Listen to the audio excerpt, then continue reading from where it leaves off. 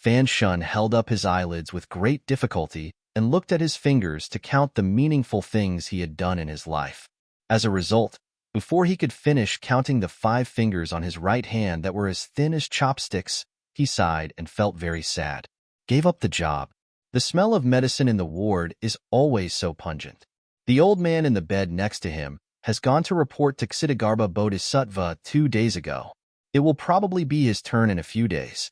He has some kind of strange disease, myasthenia gravis, the kind of disease that's especially suitable for the hero of a romance novel. It is said that without medical treatment, you will not be able to move anything on the day you burp, and you will only be able to shed tears. But I'm not the hero of a romance novel, Fan Shun muttered. But because the muscles in his jaws had no function, it turned into a series of vague babbles. He looked at his middle finger and felt sorry for himself. I'm still a virgin. He has indeed never done anything meaningful in his life, except helping an old lady cross the road, giving up his seat on the bus, and living in harmony with his neighbors. Helping classmates cheat on exams. Fan Shun is a useless good man in the traditional sense. His parents had died long ago, so he was left alone in the hospital, waiting for the day when his life would end. There are no rewards for good people. In a quiet night, Fan Shun seemed to be able to clearly capture that his throat muscles were slowly relaxing and could no longer be tightened, and his respiratory muscles were gradually becoming as weak as a rubber band that had lost its elasticity. Spread out feebly. The clean little nurse in the hospital didn't know where she had gone. Next to her was an aunt, talking with compassion in her eyes. Are you going to die? The fear of death and the desire for the taste of life filled his heart with unprecedented complex feelings, and the person who died for him was not the cute little nurse he had longed for a long time. But this obeison undoubtedly added to Fan Shun's sadness. Miserable, with his eyes drooped, he looked at the piece of black cloth covering the window of the ward to block the sun, and felt that life was as lonely as shit. Miserably, a drop of wet liquid slipped from the corner of his eye.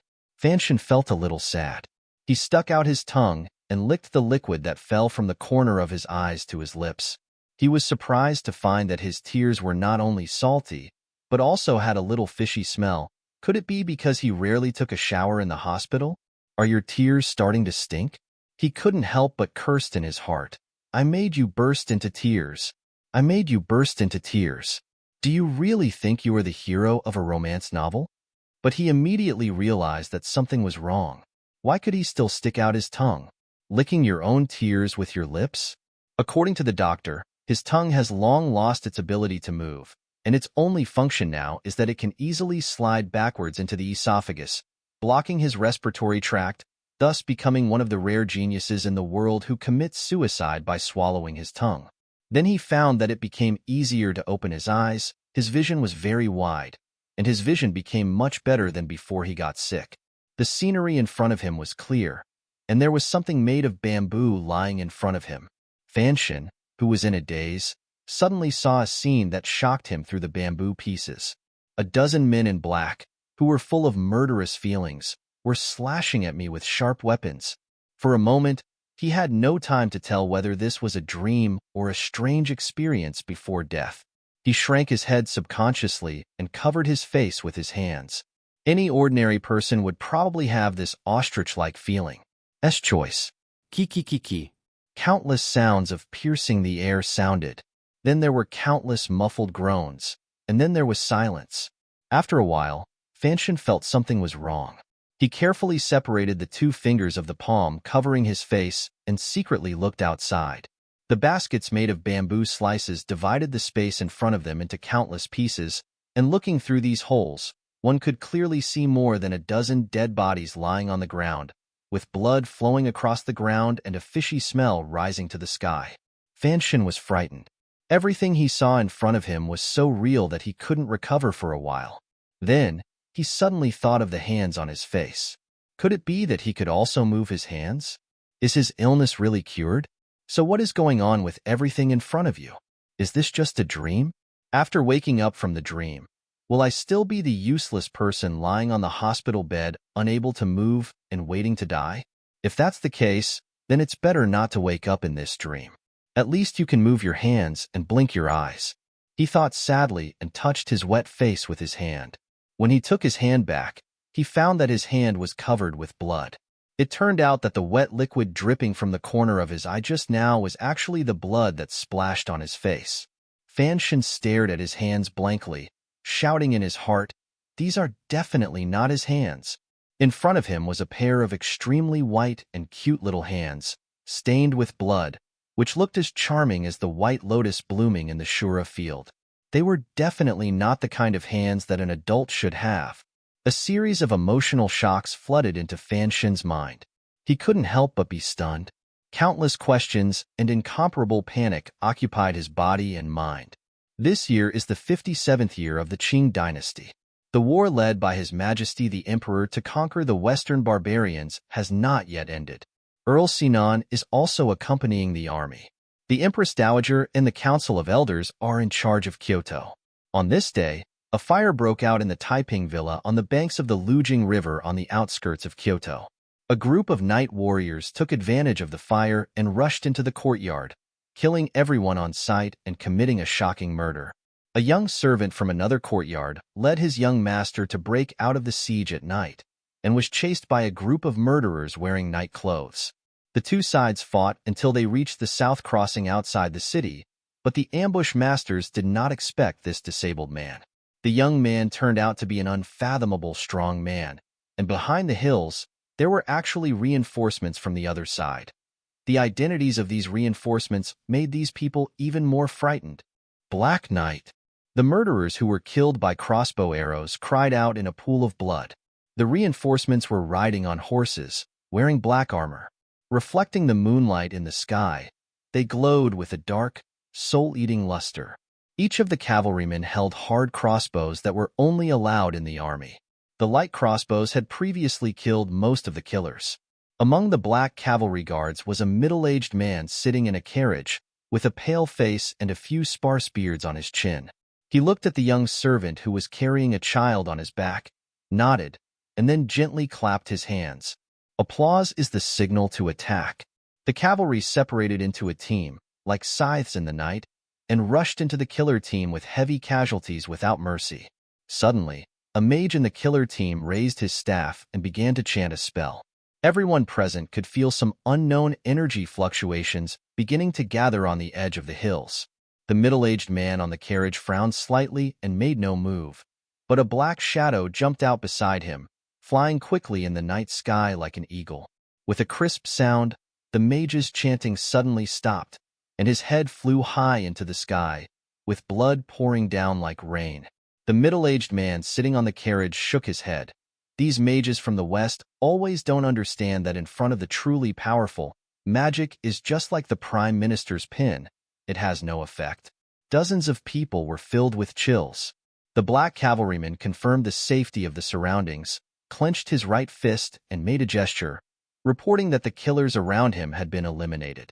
The cavalry team separated, and the carriage inside slowly moved forward and came to the young servant. The middle-aged man on the carriage got into the wheelchair with the help of his subordinates.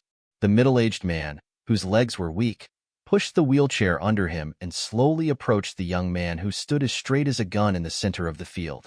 Looking at the bamboo basket behind the young servant, a blush finally appeared on the pale face of the middle-aged man in the wheelchair. At last nothing happened. The man carrying the bamboo basket had a black cloth band covering his face. In his hands he was holding a black iron drill that looked like a sword but not a sword. There was blood slowly dripping from the iron drill. There were many dead bodies lying beside him. The dead corpses were all ambush masters. There were blood spots on the throats of the corpses. It seemed like a fatal blow. "I need you to give me an explanation for this matter," the man with black cloth over his eyes said coldly, his voice without any tremor or emotion. The look of tenderness on the face of the middle-aged man sitting in the wheelchair appeared and disappeared. "Of course I will give you an explanation, and I must also give an explanation to the master." The young servant covered in black cloth nodded. "Then get ready to leave." "Where are you going to take this child?" The middle-aged man sitting in the wheelchair said coldly, "You are a blind man. Do you want the young master to follow you around the world? This is the flesh and blood of the young lady. This is also the master. Flesh and blood." The middle-aged man in the wheelchair said coldly, I promise to find a safe place for the young master in Kyoto. The man shook his head and pulled the black cloth on his face. The middle-aged man in the wheelchair knew that other than listening to the lady, even his master could not order him, so he could only sigh and persuade. The things in Kyoto will be settled when the master comes back. Why do you have to? You must take him away. I don't trust your master. The middle-aged man frowned slightly, as if he was disgusted by the other party's words. After a pause, he said, You can do these things like drinking milk for children and reading. He sneered, Blind man. What else can you do besides killing people? The man was not angry and gently pushed the bamboo basket behind him. Cripple, you seem to only know how to kill people. The middle-aged man said, Ishiao, this time I am only attacking the princes and nobles in Kyoto. When the master comes back, I will naturally start cleaning them up. The blind boy shook his head. The middle-aged man's hand gently stroked the wheelchair, as if guessing what the other person was afraid of. After a moment, he frowned and said, I know what you are afraid of, but in this secular world, except for the child's father, who can protect him, who else has the ability to protect him from that unknown danger? The blind boy suddenly spoke, his voice still so emotionless. A new identity, a life without interruption, the middle-aged man thought. I thought, smiled and nodded. Where? Danjo Port, the owner's mother-in-law, lives there now. After a period of silence, the blind boy finally accepted the arrangement. The middle-aged man smiled and pushed the wheelchair behind the blind boy, stretched out his hands to pick up the child in the bamboo basket, looked at the child's cute little face like an ice sculpture, and sighed. He really looks like his mother. They are exactly the same. So beautiful. He suddenly laughed and said, This little guy will definitely have a future when he grows up. His subordinates stood silently in the distance, and suddenly heard the adults laughing so happily. Although his face remained motionless, deep down he was very shocked. He didn't know what kind of important person this child was. Huh. The young blind man tilted his head and reached out to pick up the child. Although he was more innocent than ordinary humans, he was not willing to let the baby's face in the basket get too close to the snake's hand. At the same time, he used a monosyllabic. The word expresses a purely polite question. The middle-aged man smiled and looked at the child's face, but there was something indescribable in his smile that was particularly frightening.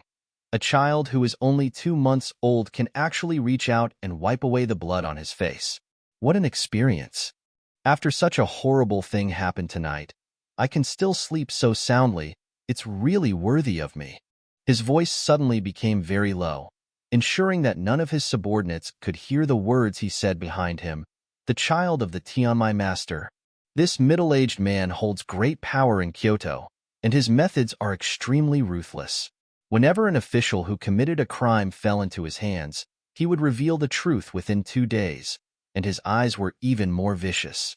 However, even such an extraordinary person could not see that this child was not sleeping soundly, but was being raped. He fainted from fear. For those with Tianmai, Tian refers to heaven, and Pulse refers to blood. The meaning of Tianmai people is the bloodline left by God in the human world. According to legends in this world, every few hundred years, a bloodline left by God in the world begins to awaken. This kind of bloodline may represent a combat power that is too powerful to resist. For example, the great general in the distant ancient Naz country used his personal bravery and combat power to assassinate the barbarians at a historical juncture when the country was about to be destroyed by the barbarians. Most of the members of the primitive parliament of man. There are also some Tianmai people who show great talent in art or wisdom, such as the great wizard Boar and his wife, the playwright Fubo, who died 300 years ago in the West. Naturally, no one can prove that they are the bloodline left behind by God's favor on the suffering world. But in fact, these few people brought peace and many other things to the world. Moreover, all the Tianmai practitioners disappeared without a trace in the end, and no one or even the country could detect any trace. They just appeared and disappeared suddenly. Apart from leaving some obscure records, they left nothing behind to prove their existence. The middle-aged man sitting in a wheelchair is one of the very few people who knows that the phenomenon of Tianmai people does exist. For some unknown reason, After Fanshin died, his soul came to this world, and just like that, it was incredibly reincarnated into the body of a baby, and the baby's father or mother turned out to be a mysterious heavenly Vanist on the mainland. At dawn, the battlefield had been cleaned up, and the carriage slowly walked onto the stone road leading to the east. Behind the carriage, a group of black cavalry and a pale middle-aged man sitting on a wheel formed a very strange scene. Picture: the carriage hit the rocks and made a ripple, waking up the baby lying flat on the soft silk cushion. The baby's eyes looked away from the faces of those who saved his life, looking at the front of the carriage. They were not like ordinary baby's eyes wandering around. They were extremely clear but unable to focus, but there was a little bit more of an indescribable smell. No one knew that such a tender little body actually contained a soul from a different world. Wherever he looked, the car curtain floated up with the oncoming wind, revealing a corner of the green mountains outside the car, and the long stone road retreating quickly, like countless pictures, constantly going on. Rewind. In front of the carriage, the blind boy was holding the iron drill in his hand tightly, with a piece of black cloth covering his eyes and the whole day.